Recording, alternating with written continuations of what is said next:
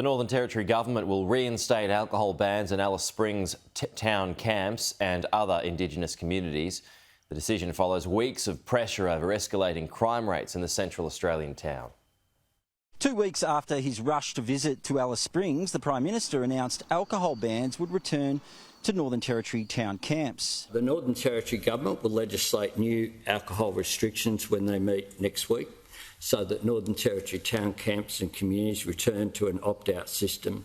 The dry zones will remain in place until an approved community alcohol management plan is developed and agreed to by the liquor controller in the Northern Territory.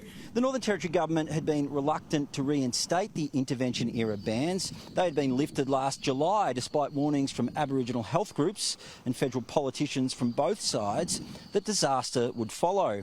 But when a report ordered by Anthony Albanese recommended their urgent return, the Chief Minister had few other options. The Northern Territory Government will bring forward legislation to strengthen alcohol restrictions. I want to be clear, this is not Stronger Futures. This is NT legislation that allows a clear process. The bans will remain in place until alcohol management plans are developed. They will only be lifted if 60% of a community or town camp votes for their return. This can only be described as a spectacular backflip for a government that, as recently as last week, was saying the bans were a race-based policy.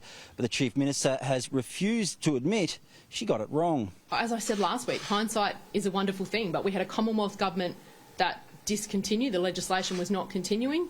We have a strong program around local decision-making, empowering communities, and so we work to put in place legislation that allows communities to make those decisions. But there is a win for the Northern Territory Government. It will receive an extra $250 million from Canberra to address issues in Central Australia. And the fact that she is trying to throw money at a problem she doesn't know how to fix, for a government that has shown time and time again that it cannot manage money, just shows how hopeless the situation continues to be for Central Australians. Legislation to reinstate the bans will be introduced to the NT Parliament next week.